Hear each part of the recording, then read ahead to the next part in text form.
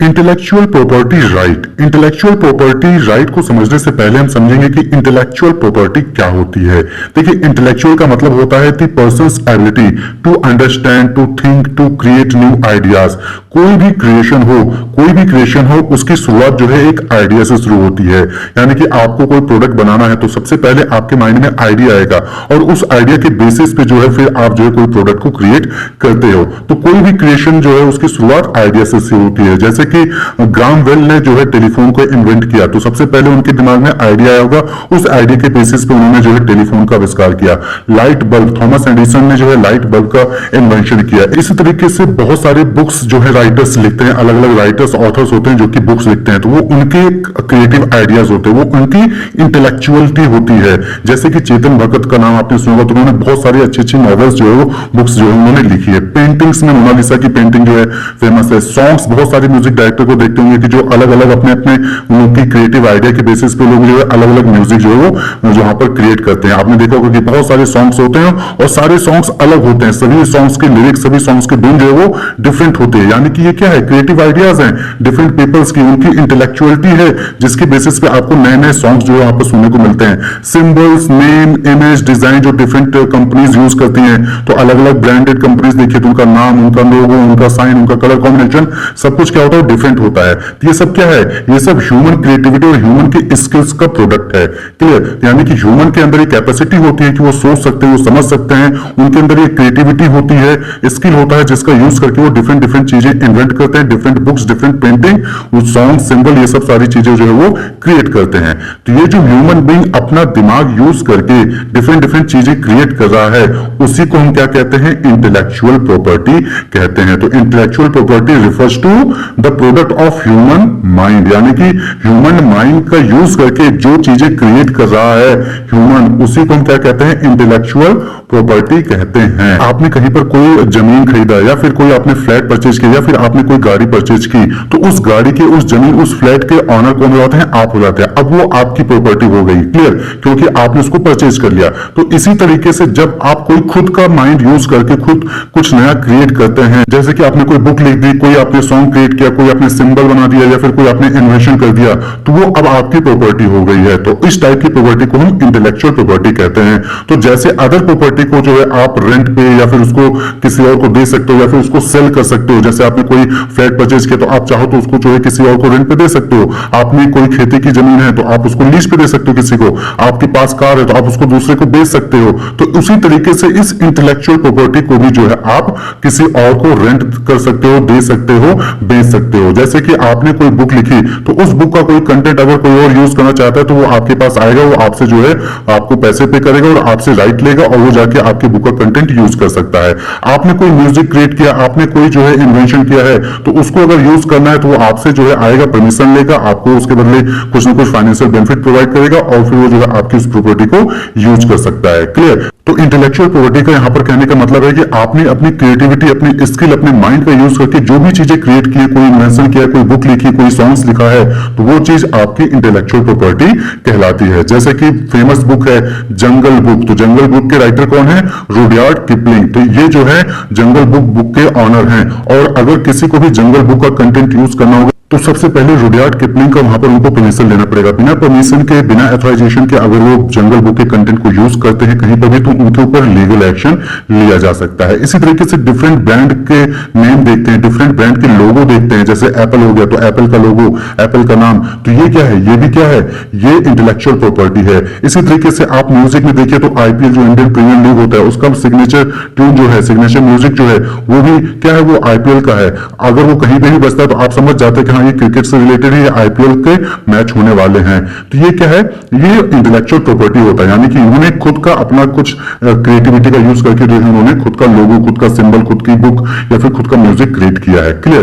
तो ये intellectual property होता है। अब जैसे कि आपने कोई कार परचेज किया या फिर आपने कोई फ्लैट परचेज किया, तो वहां पे क्या होता है कि वहां पे आप उसकी रजिस्ट्री करवाते हो, कार का रजिस्ट्रेशन करवाते हो, फ्लैट की रजिस्ट्री करवाते हो ऑफिस में जाकर। तो वहां पर वो जो रजिस्ट्री होती है, फिर जो रजिस्ट्रेशन डॉक्यूमेंट होते हैं, वो प्रूफ होता है कि हाँ अब आप उस कार के या फिर उस फ्लैट के मालिक हैं और आपने उसको पर्टिकुलर रुपए देकर किसी पर्सन से परचेज किया है। यानी कि आपके पास एक प्रूफ होता है कि आप इस कार के मालिक हैं और उस कार को अगर कोई और यूज करेगा तो आप उस पर जो है लीगल एक्शन ले सकते हैं। आप किसी पर्टिकुलर जमीन के फ्लैट के मालिक हो गए हैं, आपने रजिस्ट्री करवा ली, आपके पास प्रूफ है, और अगर उस फ्लैट को उस जमीन को कोई और यूज करते तो आप उसके अगेंस्ट लीगल एक्शन ले सकते हैं।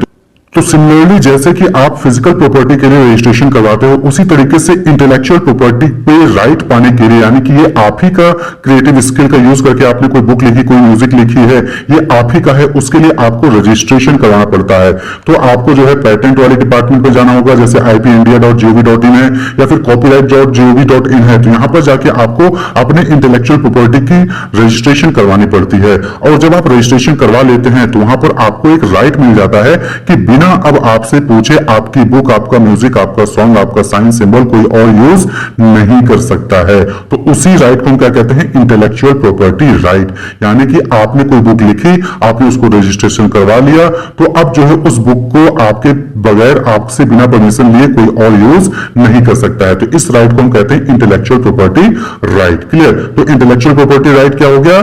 Are the rights given to person over the creation of their mind. यानी कि जब कोई पर्सन अपने माइंड का, अपने क्रिएटिव स्किल का यूज करके कोई क्रिएशन करता है, कोई चीज लिखता है, बुक, म्यूजिक, साइन, सिंबल बनाता है, इन्वेंशन करता है, तो उसके लिए जो उसको राइट दिया जाता है उसी को इंटेलेक्चुअल प्रॉपर्टी राइट कहा जाता है। और ये जो राइट होता है ये कुछ स्पेसिफिक टाइम पीरियड के लिए होते हैं। They usually give the creator an exclusive right over the use of his or her creation for a certain period of time. तो कुछ टाइम पीरियड के लिए जो आपको यहाँ पर ये राइट्स दिए जाते हैं, यानी कि परमानेंट नहीं होते हैं। जैसे कि पेटेंट की बात करें, a patent protects an invention for 20 years after which it can be freely used. यानी कि आपने कोई इन्वेंशन किया और आप उसके लिए पेटेंट लेने जाते हो, तो जब आपको पेटेंट मिलेगा तो उस डेट से 20 साल तक वो सिर्फ आपके पास रहेगा, यानी कि उस पर आपका राइट रहेगा, उसको कोई और बिना आपके परमिशन के यूज नहीं कर सकता है। और जैसे 20 साल कंप्लीट होंगे फिर वो पब्लिक डोमेन में आ जाएगा, कोई भी उसको जो है यूज कर सकता है। क्लियर?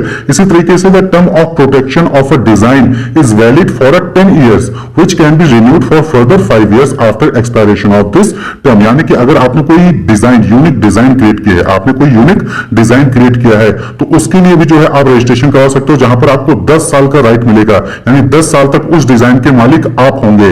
उसके बाद आप चाहे तो 5 साल के लिए एक्स्ट्रा रिन्यू करवा सकते हैं। तो IP are protected through copyrights, patent, trademark etcetera.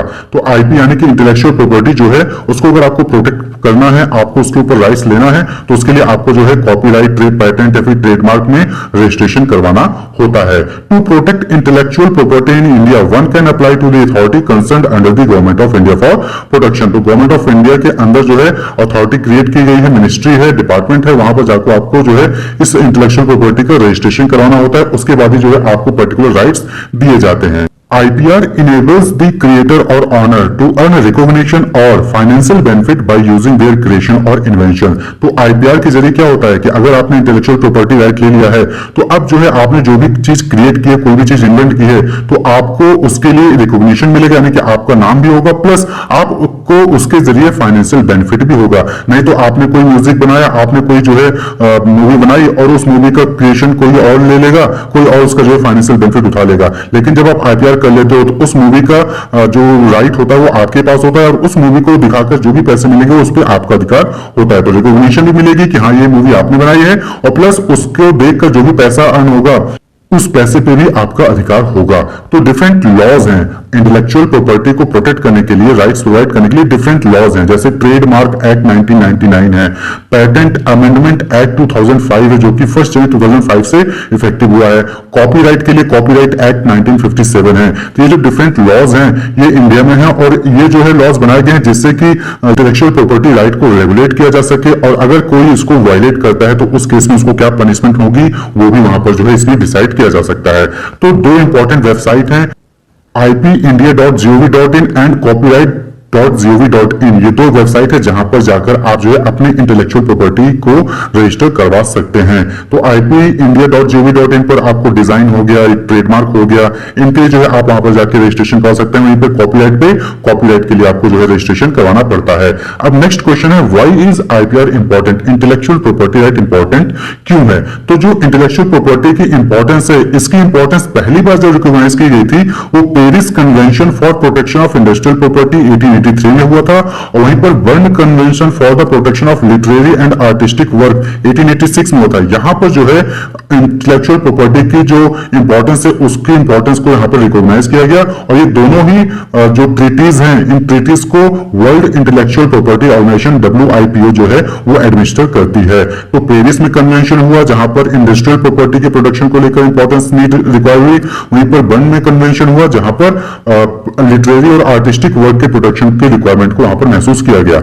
उसके बाद फिर जो है अलग अलग कंट्री अपने यहाँ पर ट्रेडमार्क, कॉपीराइट और पेटेंट को लेकर लॉज बनाए, और उन्होंने जो है वहां पर अपना प्रोटेक्शन प्रोवाइड करना स्टार्ट किया। तो आईपीआर इंपॉर्टेंट है क्यों? इंटेलेक्चुअल प्रॉपर्टी राइट इंपॉर्टेंट क्यों है? तो अभी तक आप समझ गए होंगे कि 2 इंपॉर्टेंट तो आपने पहले देख लिया कि एक तो रिकॉग्निशन मिलती है, दूसरा फाइनेंशियल बेनिफिट भी मिलता है। तो it helps author, creator, developer and owners to get recognition for their work. यानी कि जब इंटेलेक्चुअल प्रॉपर्टी राइट हो मिल जाता है उनको, तो इससे क्या होता है कि जो ऑथर होते हैं, क्रिएटर होते हैं, डेवलपर होते हैं, उनको रिकॉग्निशन मिलती है ऑल ओवर। जैसे कि टेलीफोन का आविष्कार किसने किया? ग्राहम बेल ने किया। अब जो है सब लोग जानते हैं कि ग्राहम बेल है, अगर टेलीफोन का नाम आता है तो ग्राहम बेल का नाम आता है।